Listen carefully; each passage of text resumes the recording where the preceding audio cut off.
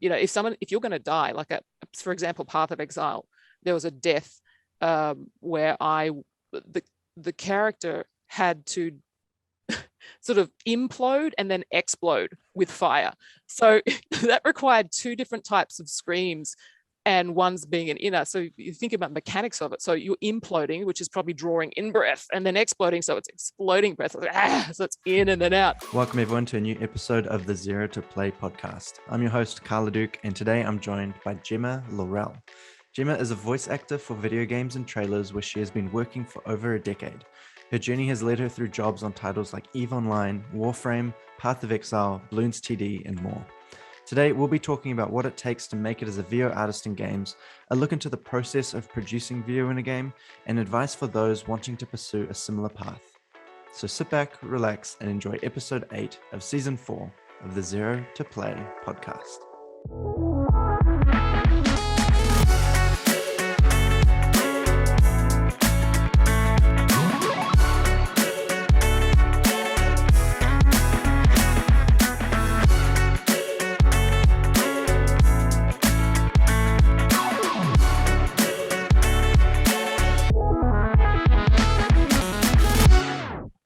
All right, welcome Gemma to the show. Thanks for joining me.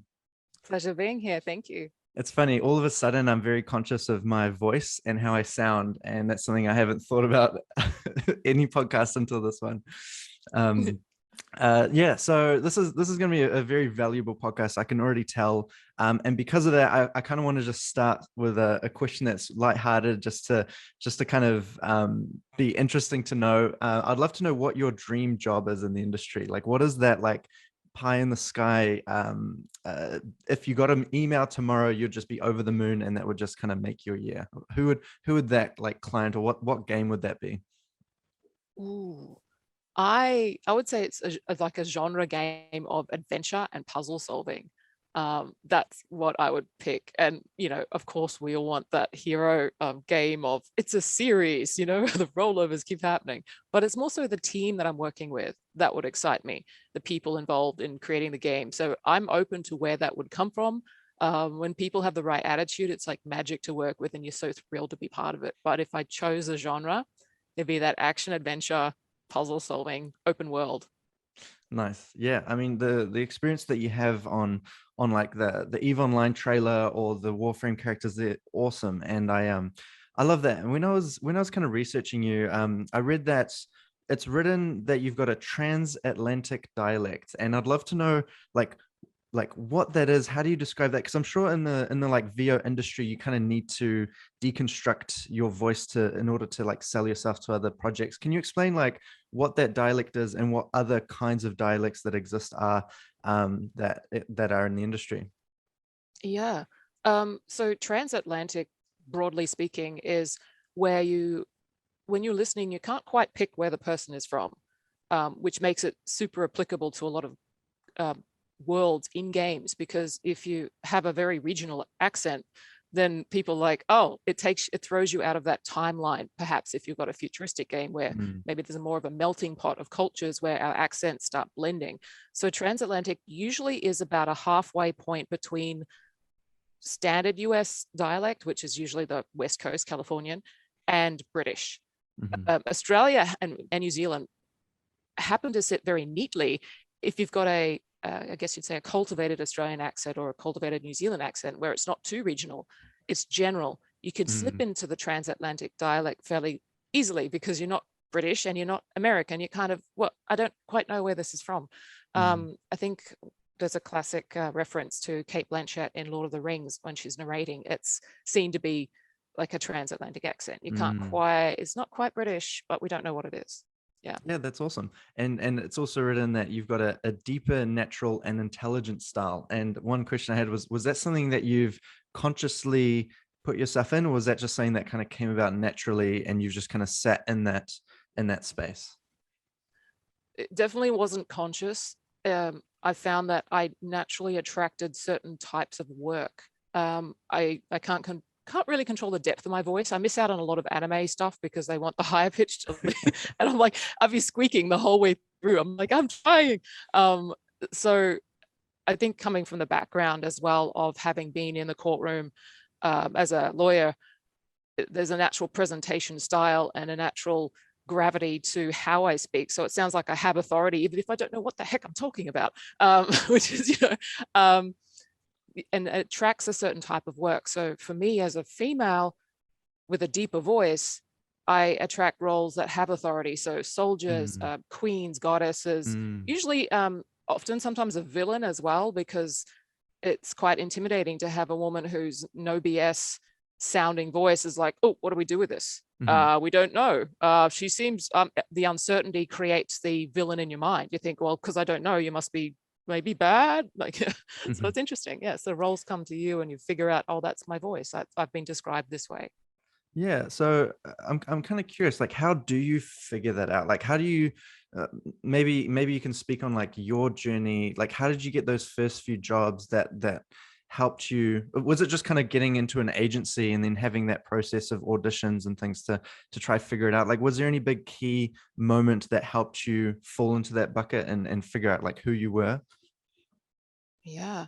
I started out, I haven't had a voice acting agent. Mm, So I've sort of sourced my own work, for actually all my own work, um, through relationships. So mm, people that I've been with. How it started was unexpected. I was traveling in a car to a film set in the Hunter Valley in New South Wales, and the producer and director were in the front seat. I was in the back, and I couldn't shut up about video games because I've played video games for over 20 years. So through passion, you start nattering and just a bit of conversation. And Paul, our producer, was in the front seat and he turned around. He's like, oh, because I started talking about Rogue Spear, which is a very early Tom Clancy Rainbow Six game. Now I look back, I pulled it up and I thought, oh, that was a really great game. I pulled it up and it's so pixelated. I'm like, wow, we've come a long way. um, so it started with that. Through passion and just sharing what I really enjoyed, no voice acting experience whatsoever. hmm, And Paul said, hey, do you want to, like, I'll chuck you in the studio and we can do some efforts. I had no clue what efforts were. hmm. And so through that, I said, yes. I was so excited. I was like, yes, I'll do it. No clue what I'm doing. So yeah, there we go. That started from there. And that was Blade Symphony is the game. And I voiced the character of Pure with effort. So jumping around, she sort of had a samurai as a weapon, samurai sword as a weapon. And that's how it started. And so I Wow. happened to be good at like the action stuff, the performance Yeah. stuff.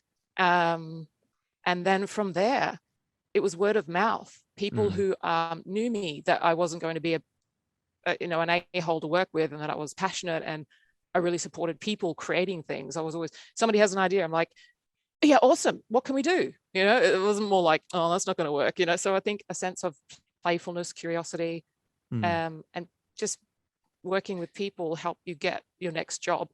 Yeah, well, it's awesome that you kind of made it and you found your path. But if you were to go back, knowing what you know now, like how would you have changed your like the decisions that you made? Is there anything like core that you feel like you could have shaved 2 years of your journey by like knowing this one thing?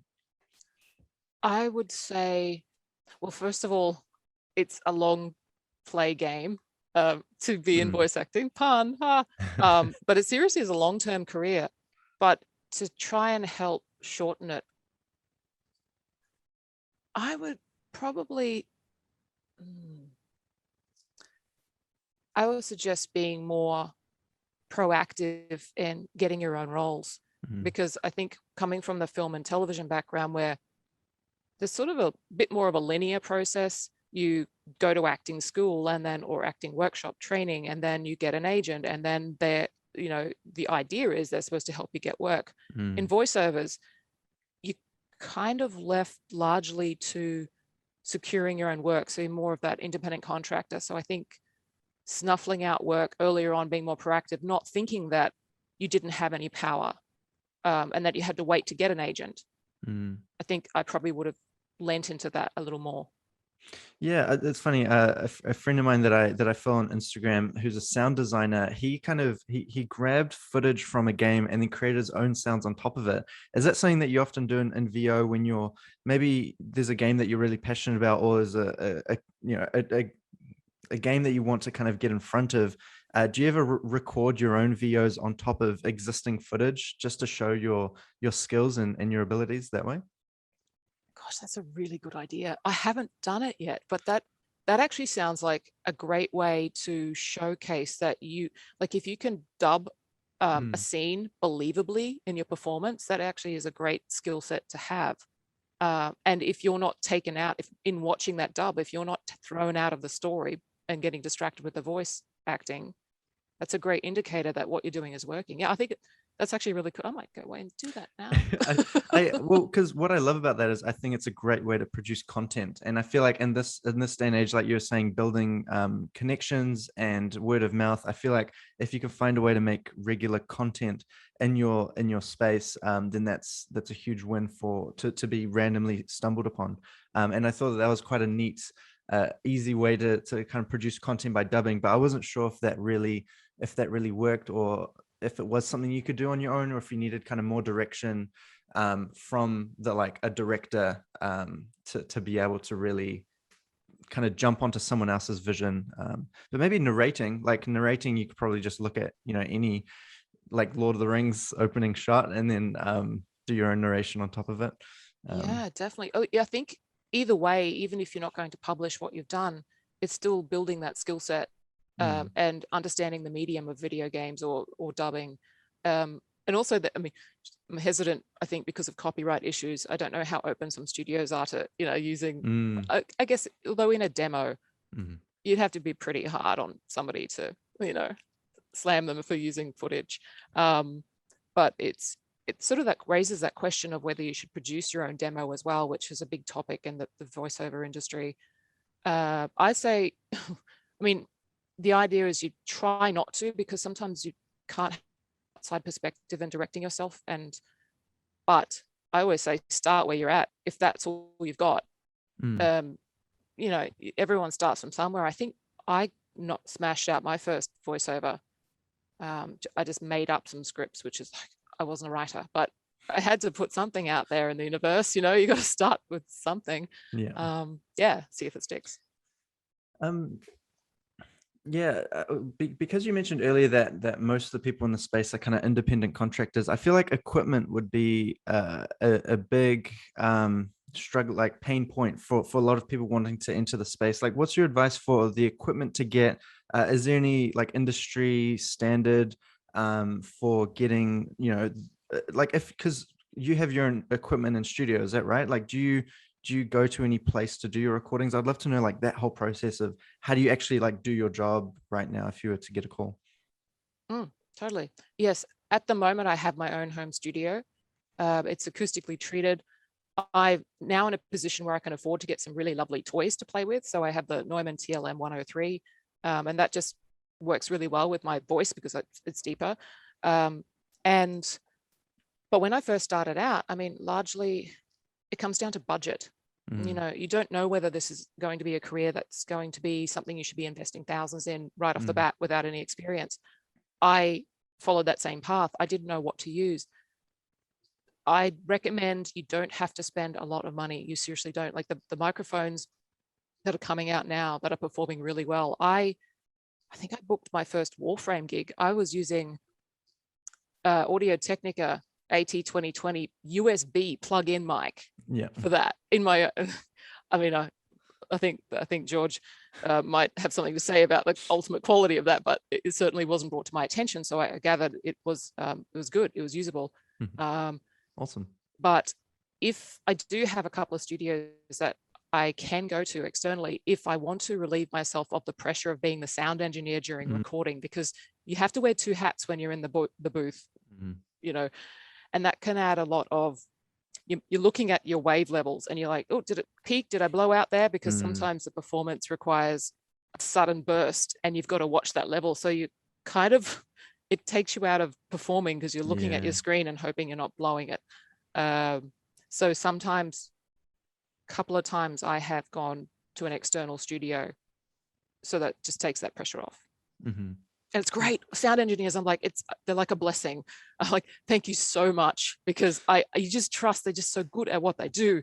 And you can just play in the studio. You don't have to think, and it's quite liberating. Yeah. I mean, that's a really good point. It's like, you're trying to film a short film and you're trying to act as well as be behind the camera. It's like, that's a whole other level of like skills and challenge. Yeah, that's really interesting. Didn't really think about that, but that makes sense. You know, you want the to be the sound engineer as well is definitely another role that's needed. And especially if you're being live directed too. So you're trying to Mm, take direction, you're on Zoom. mm. You feel it's such a vulnerable place to be in too, because you just got someone staring at you and you're like visually on screen and then checking your screen and then trying to, yeah, it's like a wild ride. It's pretty cool. So would you say that there's like a one-to-one comparison of being a VO artist in games and being a VO artist in like film, in terms of the equipment, the like skills? Could you be handed a script like Kate Blanchett for Lord of the Rings and do that now, like, or do you feel like you've kind of become niched yourself within games? I'd love to know if it's transferable or not. Voice acting for a film and voice acting Yeah. in like, okay, yeah, what is absolutely critical for voice acting for games or other forms of voiceover are acting skills. You cannot, I don't think you can Mm, survive without having acting ability and skills, because it's all about telling stories.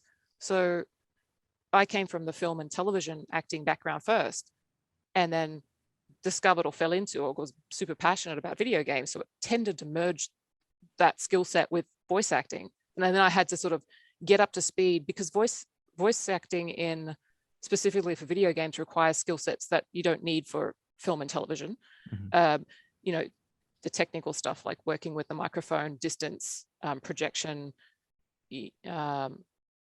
So, but yeah, I don't think, I wouldn't recommend somebody pursue a voice acting career if they haven't trained in acting. Mm, yeah, I'd love to know like what are some of the non-glamorous things about being a voice actor? Because like from the limited experience I've had, the when you have to kind of record grunts and groans and like that could be that's a unique process to games, I think, that are required for games, you know, for when the characters, you know, doing all sorts of different things.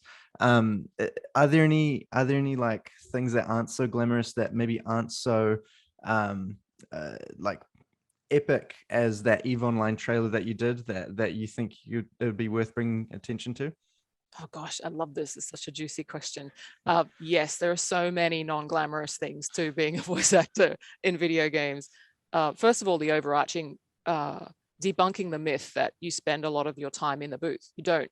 Most of your time is spent auditioning, Mm, is building relationships, is it's the ugly work of sitting at a computer and actually connecting with people. Like you could send out 30, individually created messages and emails to studios, send it to 30 and only maybe receive one reply back. mm, It's kind of like getting on seek.com and, applying and you just don't hear back. mm, And it's a similar process with voice acting. It's building the relationships, building trust, and that takes time. That takes years. mm, So that's probably the big ugly truth that, that's the reality of it.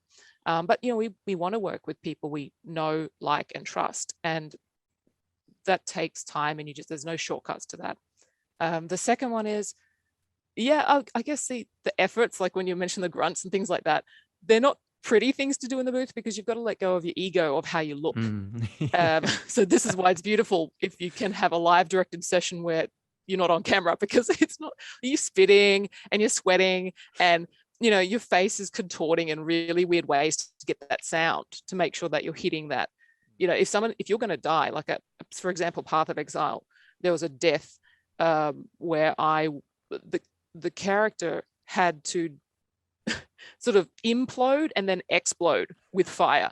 So that required two different types of screams, and one's being an inner. So you think about mechanics of it. So you're imploding, which is probably drawing in breath, and then exploding, so it's exploding breath. So it's in and then out. So that's a really beautiful feminine way to go.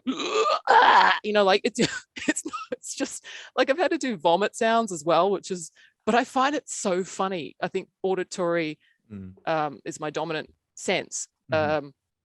And so I find sounds hilarious. So sometimes I'm recording a sound and then I'll stop and just laugh to the side, and then I'll get back to it because it's great.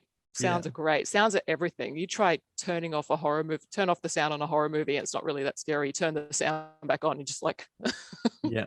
No, that's what I love watching sound designers kind of do their thing, you know, when they're recently we've created like an animal eating a carcass on Icarus, and our sound designer used like a watermelon and like combined all these like crunch sounds to like make it sound epic. Do you do any sort of sound effects? Have you kind of come across that at all in your journey?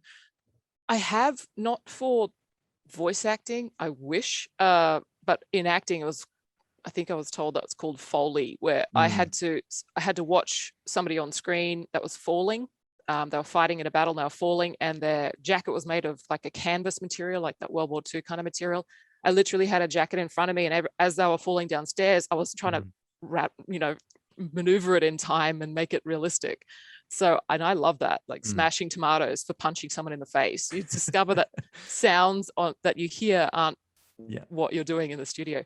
But with the voice acting in the studio, I think the use of props come into play with efforts, so that there's a sound of weight and gravity. You're Mm, swinging, say, a double-handed hammer or a double-handed sword. You want to feel that physicality. So that's probably the closest for the sound mm. effects. But I wish I could have things to smash in, but I think they leave that to the experts, like the sound design people, not the voice actor trying to be like, yeah, can I just have another piece of something to eat? Because it sounds amazing. They're like, we can't use that. Yeah. Yeah. Well, that's cool. I'm sure sound designers would appreciate having like a human there to help them, you know, punch tomatoes and things like that, to like, you know, create a whole different, other than them having to, you know, drop stuff on their own, to be able to have someone. So I'm sure there's a space that you can get into that area a bit I'll more. put my hand up Yeah. now. Hey, everyone, like, I'm here. I love that stuff. Yeah. So one interesting question that I'd love to know your perspective on, from your experience on all the different kind of games that you've worked on, ranging from budgets, you know, AAA games to indie games, like what is it like? Are there any clear differences between the two, that you think, like it's usually maybe the indie games that can maybe take things from how the AAA games function, but what is that kind of difference been like, and is there any advice you can give to the indie games for trying to kind of up their quality maybe? Mm. Yeah. The I think what it comes down to with the main difference between the indie studios and those that are larger is simply due to the scale. There are more resources, there are more people involved in each stage of the game creation in the larger studios. So, but there's a bit of pros and cons with that happening. For example, if I'm working with a smaller studio, I'm usually only communicating with one person, and there's a lot of free reign in the creativity as well. Like I think indie studios, the developers in the games there, you become really close because it's one person and they're still nutting out what they're looking to do usually, or Mm, there's an openness to more input, or oh, I hadn't thought of that. Let's have a crack, just chuck it away, just do another line, whatever. And they might, oh, actually, yeah, actually, can you say this line? So it starts mm, becoming something you co-create together. Whereas what I've found with the larger studios, it comes down to time. They're mm, crunching hard to get a game out. So, and when you've got that time pressure, it's not to say that indie studios don't have that as well, they do, but you have processes that need to be checked off before you can get to that next stage. It mm, might be 5 people that need to approve one aspect of the creative process, mm, and that's going to take time. So, for example, I'd fully voiced a character in one large game, and one person, like there was a whole team of writers, so working in a room. I think there were 4 people in the room as I was in recording, and one person outside of that process. So we'd written the game and changed the narrative because we'd brought some different nuances to the dialogue. But one person, after that session had finished or locked off, they went, oh, actually, I'm thinking of going in another direction. mm, So it was all that was gone, all that work, and they recast.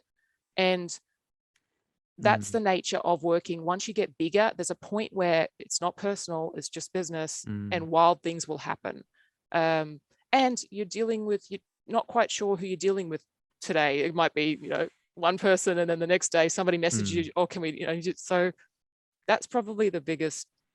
It's more personal and smaller Yeah. with the indie studios. Yeah. The way my takeaway from that is I feel like that, yeah, the biggest studios can maybe take some advice from the smaller indies about it being more personal, less process, and more certainty on what they want.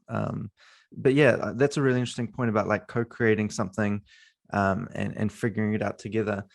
How so? I know, like you mentioned before we started recording, about how voice actors are kind of at the very end of the process, usually. So it's having that like co-creation feeling is probably quite challenging.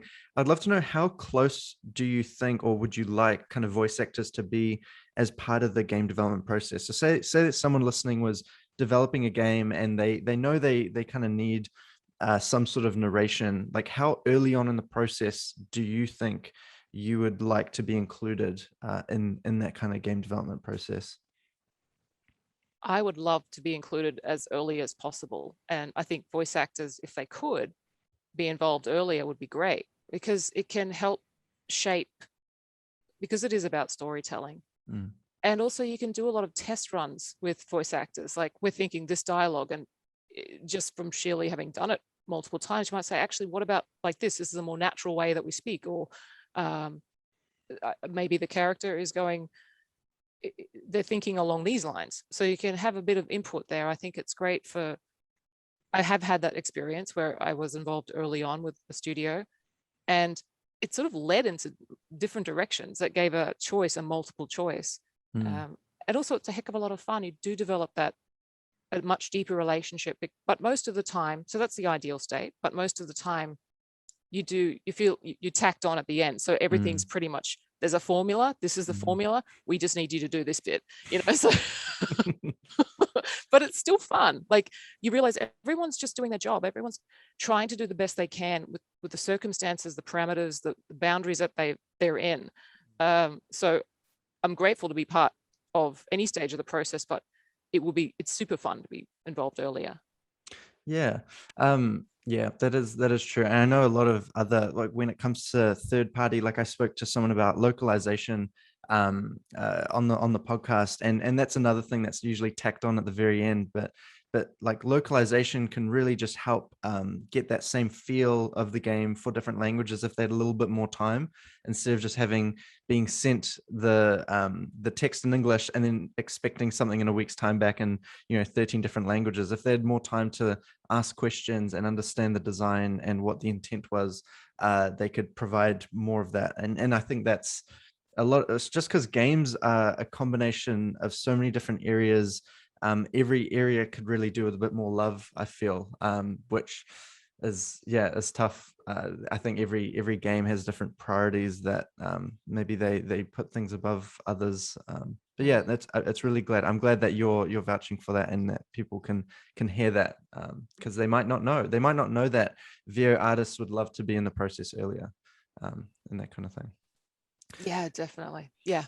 So one question I'd love to know is once you've been given a job, say that you've got your Zoom call happening later in the afternoon, what's your process for preparing for it, in terms of vocal like practices? Like what's your process for like getting in character for these jobs?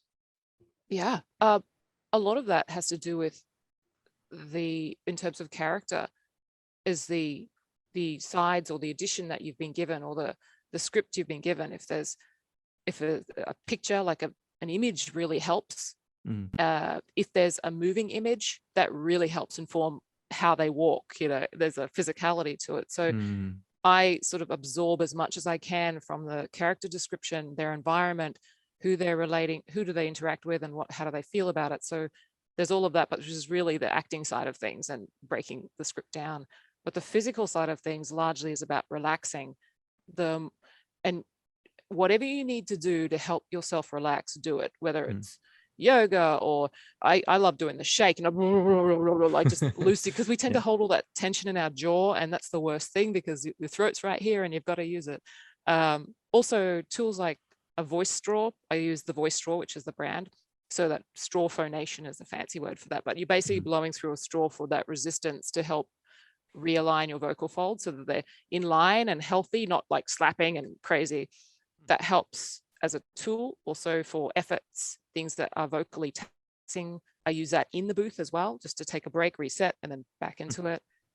Breathing techniques, but like horse puffs are really great. So, anything to relax. Yeah.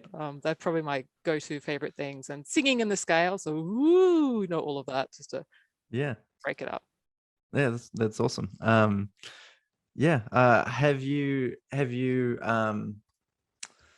had any experiences that you feel like after you've recorded, you felt like there was something that you could have done better, that maybe you learned for the next time? Like, I'm not sure if there's like a certain tone that you gave, that, yeah, I don't know. I'm curious to know, like, after you've recorded, is there any part of that process of like, what are you thinking about after you've done the work? Like, what are the kind of things that you're being critical of how you went? Gosh, I think this is the creative dilemma, isn't it? Most of us are pretty critical because we're looking to do better. We're looking, what have I learned from that? So yeah, every time I leave a recording session, I'm always thinking about what could I have done better? What did I learn there? And what could I do next time that will really help? It's not that, I think it's more so the mindset of not beating down on myself, but more so there's always room for improvement. I don't think you'll ever master your game. There's always going to be something, another pun. There's always going to be something that you can improve on, and you want, because something you're passionate about, and everybody is involved in creating a game. You realize, you feel like your part is so small because there's so many people involved and they're so specialized and so good at what they do. You don't want to let anyone down. So you're looking at everything that you've done as a building block for the next opportunity. Yeah, interesting. I mentioned earlier the kind of things that you do to prepare. Are there any things that you don't do, like things that you actively avoid, whether it's going to a heavy metal concert or like singing too loud? Like, are there things that would damage your vocal cords and things like that that you avoid? For sure. Smoke, such as cigarette smoke, or pollution. Just close the door if there's like a bushfire season and they're doing a backburn. Definitely no yelling or screaming. Also, I find what you eat or drink before a recording session can impact on the quality. So, dairy is out. Do not have a glass of milk. Cheese, you might be like, I want the cheese. I want the hit in my brain that heroin also gives. But it's like, no. That's probably, a cup of tea is really good. So that will help offset that, like lemon and ginger, that sort of thing. But yeah, avoid the dairy, I've heard a lot of people say caffeine's not great because it dries you out. I personally haven't had that experience, but I definitely have had the dairy thing. That's not good. But yeah, avoiding smoke, avoiding yelling. Yeah, it must be so crazy just to have your body as the instrument, and to have to like take care of that on a daily basis. Like, what is that like? Do you find that really, really hard at times? Do you sometimes wonder if you should like go do something else that isn't so taxing on your body, or do you love that part of it, of the job?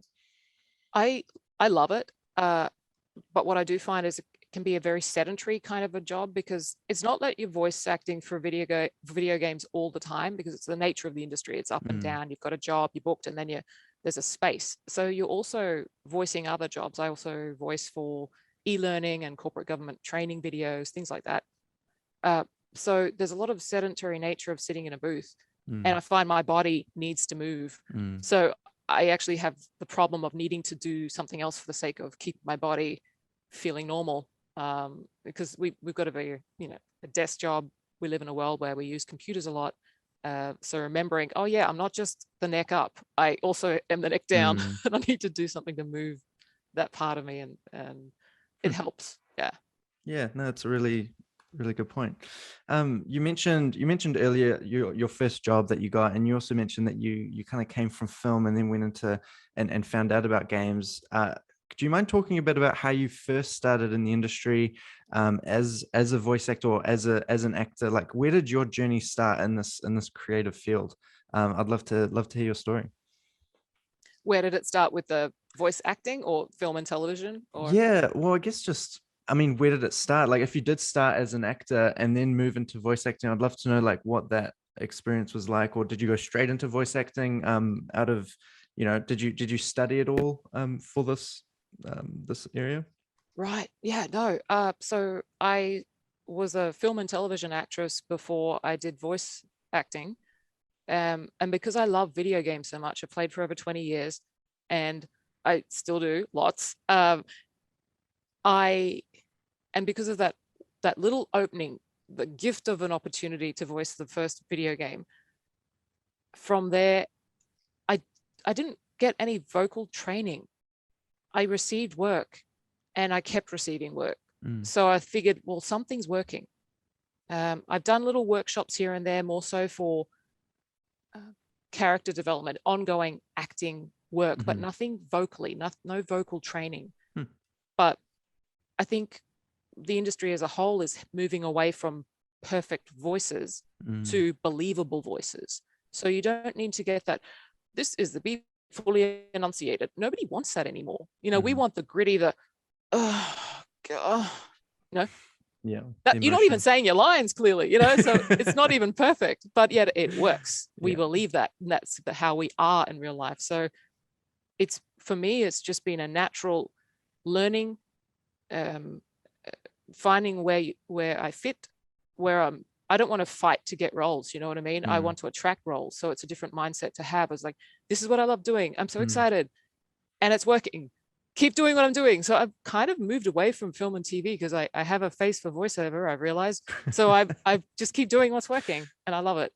Yeah. Yeah, so that's an interesting trend that you just mentioned about the kind of pronunciations, and people are moving towards more like an emotional, real kind of feeling. Are there any other trends that you're noticing in just in your day to day about, yeah, just like changes in the industry, even just like maybe games being more futuristic and demanding for that more like sci-fi type music, like type acting. Yeah, is there anything else that you kind of feel like you've noticed? Yeah. Along a similar vein to the believability in voice acting is the demand for more realistic, or characters that are created that reflect who we are.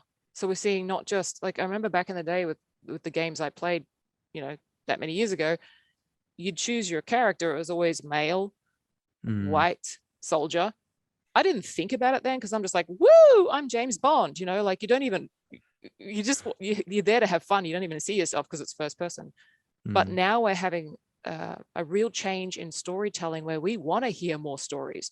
I always say, yeah, keep what we've got. That's great. But let's create more, because it's interesting to learn about other people's lives. Like, at the moment, I'm playing Back for Blood.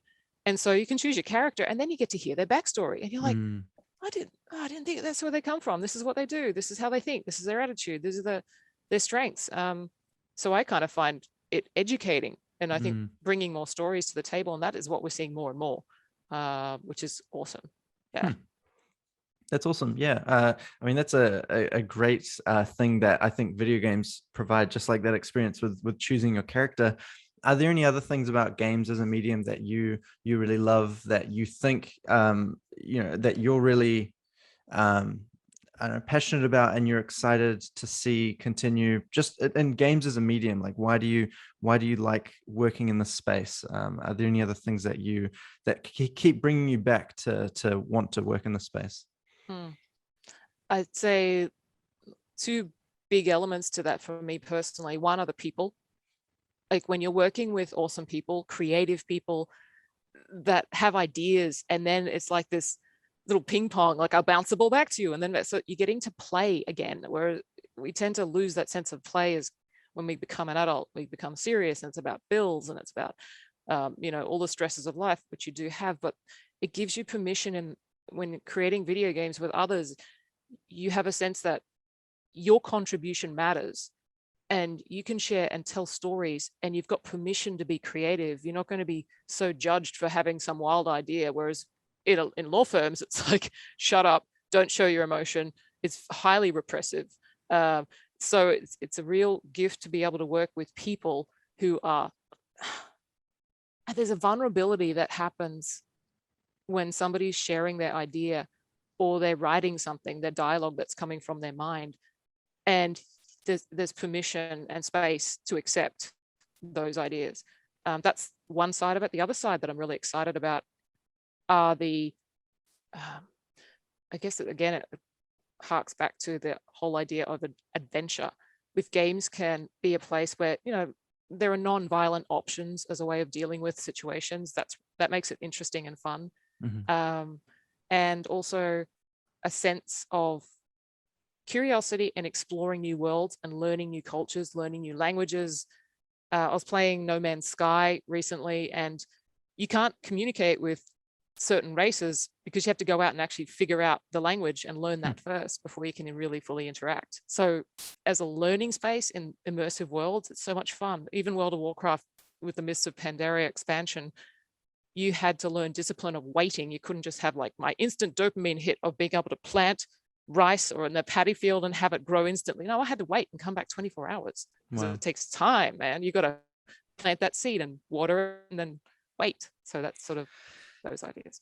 One thing I've noticed about just how this conversation is going is a lot of game developers that I talk to that are whether they're programmers or artists, they often tell me that they don't have enough time to play games because they're busy making games. But what I love is that you're pulling from all these different games and their just their features and how they've done things, and I feel like it really shines through, like how you're noticing all these different games and how they're moving things forward, and that's what I really love, and I hope like myself included, just people know how important it is to keep tabs on the kind of games that are being created nowadays, to see how people are pushing things forward and moving us forward. And I love that you're able to just pick on all these different experiences and how they've inspired you and the things that you're taking away from it. So thank you for sharing those. That's awesome. No, my pleasure. It's honestly a joy to be part of the industry and to have a place in it, and seeing other people's works it's great. Yeah. Do you remember what the very first game was that you played? Oh gosh. I think I got it, and then I realized, no, I played that before. So I thought it was on the Nintendo 007 GoldenEye, but I realized, no, I played Myst before that. Wow. And the very early clunky rotoscope kind of Prince of Persia in 1994. Wow. Oh gosh, I think I played games longer than I thought. I just Space Invaders, that's probably yeah, it's crazy how far it's come, hasn't it, from Space Invaders to World of Warcraft. It's completely different immersive worlds.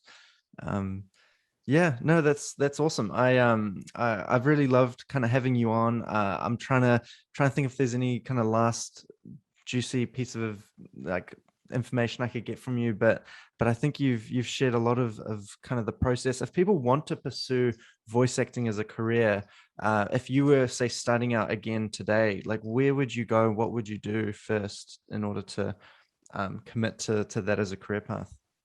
Get around people who are actively in the industry. So whether that be other voice actors, we have the opportunities now to do that. There wasn't really the internet. We had Netscape when I was, getting involved in it. So in the gaming industry, you hang around at Twitter. There are casting calls on Twitter, people who are trying to create a game, like just look up hashtags, VO, casting call, things like that. So get around people in the industry. There's so many Discord groups now that are created, even just regionally, where you can get involved. There's an Australian one, New Zealand one, Facebook groups.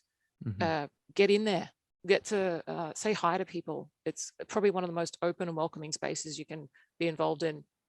So yeah, just people don't know what you're looking to do unless you stick your hand up and say, hey, this is what I'm looking to do. It sounds so simple, but sometimes it's hard. But yeah, get in the groups. Yeah, no, I appreciate that. Thanks for sharing that. If I'm sure you're also open and welcoming in the industry, I get that vibe from you. So if anyone's interested, if they have questions about being a voice actor, anything that you think Gemma can provide value for, I'm sure she'd love you to reach out to her. You can follow her on Twitter at Gemma Laurelle, GEMMA LAURELLE. Is there any other area that you want to direct people to find out more about you, or the projects that you're doing, or your show reels and that kind of thing? I think I have the fortune of being the only one with my name in the world. So just searching my name will bring up all my handles. They're all the same, Gemma Laurelle. So Yeah. whether that's Twitter or TikTok or Instagram, I'm always happy to help. Nice. Yeah. TikTok for sure is definitely one. I'm sure I'd actually love to check out your TikTok to see what kind of content you've created there. But it was just searching your name on YouTube was very easy to find your like demo reels, just a range of voices and characters that you've played. So I think you've kind of branded yourself really well, and I encourage other people wanting to, do a similar thing to look at how Gemma's set herself up online. Is there any other kind of final thoughts that you'd like to share to the people listening? Have fun. Remember, we're doing this, aren't we, making games to have fun? Like sometimes we forget that, but yeah, breathe and have fun. Get in there. Yeah, no, I love it. Thank you so much for your time and sharing your kind of corner of the industry. I know I've learned a lot, and if I'm ever producing games one day, I can't wait to work with voice actors and kind of get that side of the kind of storytelling done in games, which I love that the quality and everything's just growing as every year goes, and the kind of scale of these projects is getting bigger and bigger. So I'm really excited about what the future holds. But yeah, thank you for sharing your story and all your insights. Thank you. My pleasure. The future's exciting. Thank you so much for listening to this episode of the Zero to Play podcast. I hope you learned something about game development, the games industry as a whole, or the future of games. You can follow us on Twitter at Zero to Play, subscribe to us on YouTube, follow us on Spotify, or any other podcasting service. Other than that, you can find links to this episode down in the description below, and I'll see you guys next week for the next episode.